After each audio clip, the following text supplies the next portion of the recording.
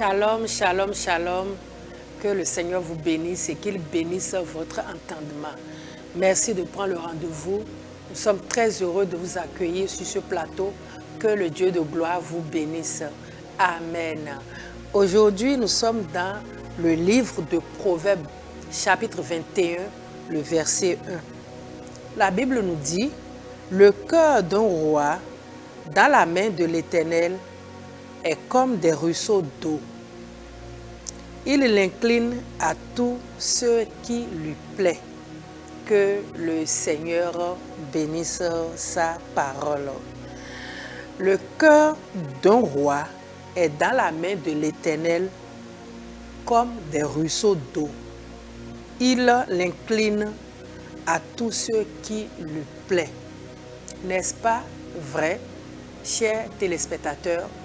Mais souvent dans la vie, nous courons ça et là, nous frappons à des portes qui résistent devant nous. Nous voulons nous introduire dans des milieux donnés et souvent, nous n'y avons pas assez.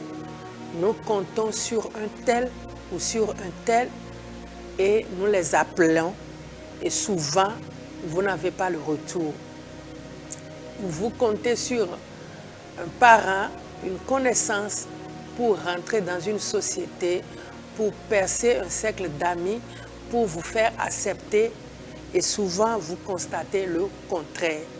Chers amis, ici, la parole de la sagesse nous dit que le cœur de toute personne est comme des ruisseaux d'eau dans la main de l'Éternel et c'est Dieu qui décide de l'incliner en la faveur de qui il veut. Il est temps que nous revenons à nous-mêmes et que nous reconsidérons les voies de l'Éternel. Et s'il arrivait, chers amis, que vous avez tenté le tout pour le tout, vous avez fait tout ce que vous pouvez faire en tant qu'être humain, vos efforts, vous les avez déjà déployés, votre intelligence, vous les avez déjà mis en exergue, vos astuces que vous connaissez, vous les avez déjà utilisées. Les cartouches qu'il reste dans vos carquois, vous les avez déjà utilisées et que vous constatez toujours que la percée n'est pas au rendez-vous. Vous constatez toujours que les portes vous résistent et vous constatez toujours que vous n'avez pas pu pénétrer le milieu que vous devez pénétrer. Chers amis, il faut revenir maintenant à Dieu. Il faut maintenant considérer les voies de l'Éternel. Il faut maintenant revenir au Seigneur et considérer ses voies et lui poser la question et voir si là où vous voulez partir est bon pour vous. Là où vous voulez partir sera une bonne terre pour vous. Là où vous voulez rentrer, est-ce que c'est dans le plan parfait de Dieu pour votre vie? Il faut que nous revenons à Dieu. Nous demandons conseil à Dieu. Nous demandons instruction à notre Seigneur. Il a d'ailleurs dit dans sa parole, dans le livre des Psaumes, chapitre 32, le verset 8, il a dit, « Je t'instruirai, je t'enseignerai le chemin que tu dois marcher. Je te conseillerai et j'aurai mon œil sur toi. » C'est ce que la Bible a dit. Je t'instruirai, je t'enseignerai le chemin que tu dois marcher, je te conseillerai et j'aurai mon œil sur toi. Chers amis, il faut que nous revenons à Dieu. Il faut que nous cherchions à mettre notre volonté sous la volonté de Dieu. Il faut que nous comprenions des fois que la nature a ses règles, la vie a ses règles et Dieu nous enseigne parfois par des résistances, des oppositions ou des blocages que nous connaissons parfois. Ne mettons pas tout sur le coup du diable où nous disons que non, les gens sont contre nous, la famille est contre nous. Chers amis, non. il faut que nous revenions à la sagesse de Dieu. Il faut que nous cherchions instruction auprès de Dieu. Il faut que vous reveniez à Dieu, lui posant des questions en ce qui concerne votre vie, en ce qui concerne comment vous voulez vous rendre, vous voulez commencer, ou vous voulez entreprendre, ou vous voulez vous mettre dans un milieu où peut-être que le Seigneur ne veut pas pour vous. Chers amis, souvent, et qu'est-ce que nous faisons? Nous devons avoir une attitude humble et confiante. Nous, en tant que chrétiens, nous devons savoir que la main de Dieu est dans les événements de notre vie. La main de Dieu est dans les événements de notre vie.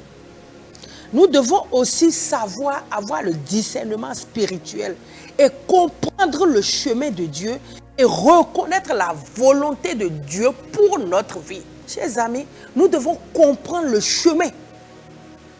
Et en ce moment, nous allons nous laisser et lui, Dieu va nous guider. Et ainsi, nous aurons foi et mettre notre confiance maintenant dans le Seigneur. Mais souvent, nous mettons notre confiance et notre foi dans nos compétences, dans ce que nous avons appris, dans ce que nous savons si bien faire. Mes chers amis, Dieu, ce n'est toujours pas tout le temps ses voies de faire les choses. Dieu a ses plans, Dieu a ses voies, Dieu a ses manières, Dieu a sa volonté de faire les choses. Et il faut que nous allions à l'école de l'Esprit de Dieu. Si nous prétendons que nous sommes un enfant de Dieu, nous devons dans toutes les situations qui vont nous présenter à nous, rechercher Dieu. Nous devons chercher ce qu'il a permis pour nous. Nous devons chercher la volonté que Dieu même s'est permise pour notre vie.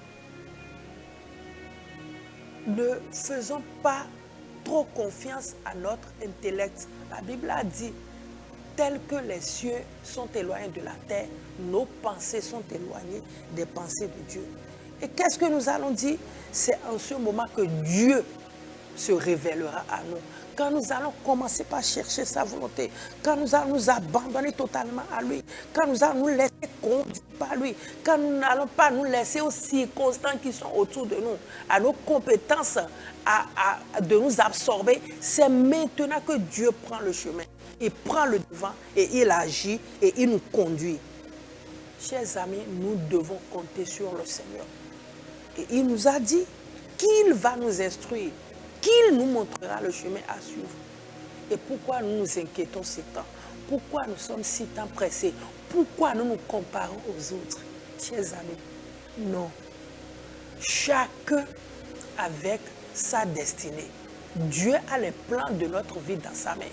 Et il sait ce qu'il faut à chacun en son temps. Pourquoi nous comparer à tel ami? Pourquoi nous comparer à telle personne? Non. Et notre Dieu est suffisamment riche et il a des ressources inépuisables, qu'il a la bénédiction, qu'il dispose de la bénédiction pour chacun d'entre nous étant ses enfants. Pour finir notre méditation de ce jour, nous allons lire dans Lamentation 3, le verset 37, qui nous dit: qui dira qu'une chose, et cette chose arrive, sans que le Seigneur ne l'ordonne? D'autres versions vont nous dire: qui est-ce qui dit une chose et elle arrive, quand le Seigneur ne l'a pas commandé? Nous sommes toujours dans Lamentation 3, verset 37. C'est Dieu qui commande toutes choses.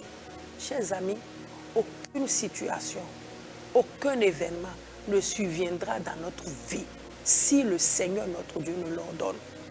Alors, si votre cœur a de l'assurance devant le Seigneur et dans cette situation que vous traversez et vous avez fait tout ce que vous avez à faire, nous allons vous dire dans la méditation d'aujourd'hui, le Seigneur est en train de vous dire: soyez tranquille, Dieu est au contrôle. Que le Seigneur vous bénisse, qu'il vous garde. Sachez que dans tout, Dieu est au contrôle, Dieu est au courant. Et la Bible dit, nous étions dans le livre de Proverbes, chapitre 21, verset 1. Et nous sommes encore dans Lamentation 3, verset 37.